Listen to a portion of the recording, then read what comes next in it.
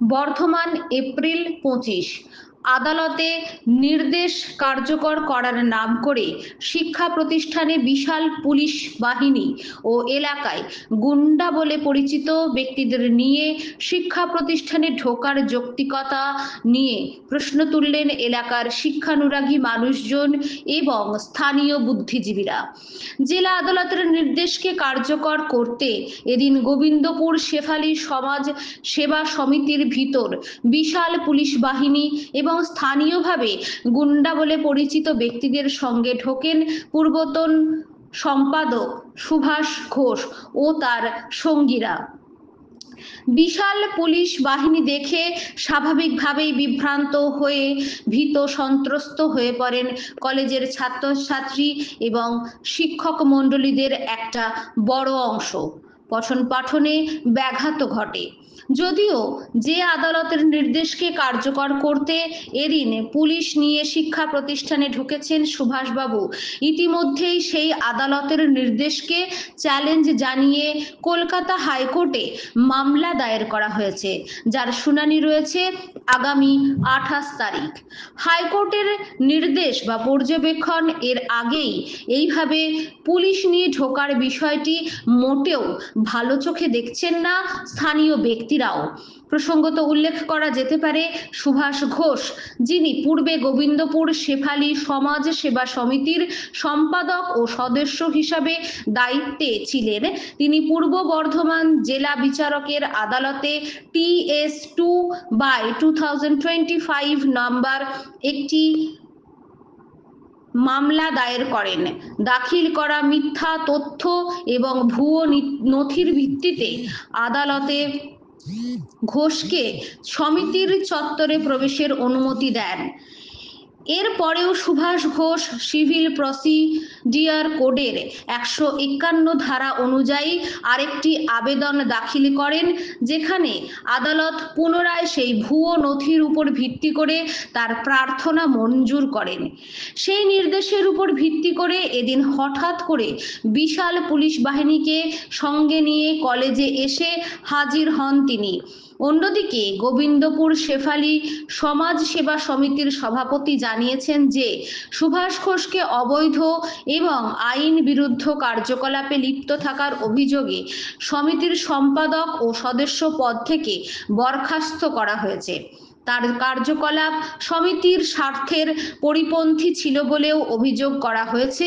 এরপর জেলা আদালতের নির্দেশকে চ্যালেঞ্জ জানিয়ে কলকাতা হাইকোর্টে আপিল করা হয়েছে। গোবিন্দপুর শেফালী সমাজ সেবা সমিতির পক্ষ থেকে দাবি করা হয়েছে যে সুভাষ ঘোষ যেসব মিথ্যা তথ্য এবং ভুয়ো নথি দিয়ে জেলা আদালতকে বিভ্রান্ত করছে, সেগুলো উচ্চ আদালতে তুলে ধরা হবে। এদিকে পুলিশ ও স্থানীয়ভাবে গুন্ডা বলে পরিচিত ব্যক্তিদের নিয়ে ঢোকাকে মোটেই ভালো চোখে দেখছেন না কেউ। স্থানীয় বুদ্ধিজীবীদের মতে, যে কোনো শিক্ষা প্রতিষ্ঠানে যেখানে আইন শৃঙ্খলা পরিস্থিতি স্বাভাবিক, সেখানে পুলিশ নিয়ে ঢোকা আইন বিরুদ্ধ। এমনকি কোনো শিক্ষা প্রতিষ্ঠানে অচলাবস্থার সৃষ্টি হলে সেক্ষেত্রে শিক্ষা প্রতিষ্ঠানের প্রধানের অনুরোধ বা অনুমতির ভিত্তিতে পুলিশ প্রবেশ করতে পারে। এক্ষেত্রে তেমনটা ঘটেনি। কি এমন ঘটলো যে পুলিশ নিয়ে যেতে হলো? আদালতের নির্দেশ কার্যকর করতে গিয়ে কোন বাধার সৃষ্টি হয়নি, তাহলে পুলিশ নিয়ে যাওয়ার প্রয়োজনীয়তাটা কি? এ নিয়ে প্রশ্ন উঠতে শুরু করেছে। নাম প্রকাশে অনিচ্ছুক এক শিক্ষক জানালেন, সুভাষবাবু পুলিশ নিয়ে এসে প্রতিষ্ঠানকে এক অচলাবস্থার সৃষ্টি করছেন বা চেষ্টা করেছেন, যা কোনোভাবেই বাঞ্ছনীয় নয়। নমস্কার, আমি রমাপ্রসাদ চ্যাটার্জি। গোবিন্দপুর শেফালী সমাজসেবা সমিতির যে সমস্ত সিস্টার ইনস্টিটিউটগুলো আছে তার আমি অ্যাডমিনিস্ট্রেটিভ হেড পজিশন থেকে বলছি। গতকাল যে ঘটনাটি ঘটেছে তাতে আমি নিজেই হতবাক এবং স্তম্ভিত। কাল ঘটনা ঘটার পরে আমি পরিচালন কমিটিকে ব্যাপারটা দৃষ্টি আকর্ষণ করিয়েছি, যাতে সুষ্ঠুভাবে এই সমস্ত ইনস্টিটিউটে কার্যকলাপ, একাডেমিক অ্যাক্টিভিটি এবং স্টুডেন্টদের মধ্যে যাতে ভয়ের সঞ্চার না হয় তার জন্যে আমি ব্যাপারটাকে তাদের নজরে নিয়ে এসেছি। এবং সর্বোপরি আমি বলে রাখি, যদি এই ধরনের ঘটনা আবার ফিউচারে ঘটে তাহলে আমাকে প্রশাসনের দ্বারস্থ হতে হবে সুষ্ঠুভাবে এই ইনস্টিটিউটগুলোকে রান করানোর জন্য। ধন্যবাদ। গোবিন্দপুর শেফালি সমাজসেবা সমিতি, এই সমিতি সোশ্যাল ডেভেলপমেন্টে বেশ কিছু কাজকর্ম করেন এবং বেশ কিছু ইনস্টিটিউট পরিচালনা হয়। গত 2 বছর ধরে অর্থনৈতিক দুর্নীতির কারণে এই সোসাইটির সেক্রেটারি সাহেব অর্থনৈতিক দুর্নীতির সঙ্গে যুক্ত, এই বিষয় নিয়ে একটি সোসাইটির মধ্যে রেজুলেশন করে তেনাকে পদ থেকে অপসারিত করা হয় এবং সঙ্গে সঙ্গে আমরা সোসাইটিগতভাবে ডিসিশন নিই, তেনার সোসাইটির পদকে খারিজ করা হয়। যথারীতি সোসাইটির রিনিউয়াল জমা পড়েছে। এমতো অবস্থায় একতরফাভাবে কিছু তথ্য দিয়ে কোর্টের একটি রায় নিয়ে এসে সোসাইটি তিনি সেক্রেটারি থাকবেন এই ধরনের কিছু অর্ডার তিনি বার করেন। আকস্মিক কালকে দিনের বেলায় যখন ইনস্টিটিউট চলছে, একটা বিশাল পুলিশ বাহিনী, তিনি এবং তেনার সঙ্গে অনেক মানুষ এই কলেজে আসেন। আমাকে এই আশা নিয়ে বিভিন্ন ধরনের ফোন করেন। আমি বলি প্রশাসন যখন আছে, তেনারা কোন একটা আইনি বিষয়ে বুঝেছেন তাই এসছেন, অবশ্যই আসুক। আমার প্রশ্ন হচ্ছে, সোসাইটির আভ্যন্তরীণ বিষয়, সোসাইটির সেক্রেটারি কোর্ট বলে অবশ্যই সেক্রেটারি হিসেবে মান্যতা দিতে হবে যতক্ষণ পর্যন্ত কোর্ট বলে তিনি থাকবেন।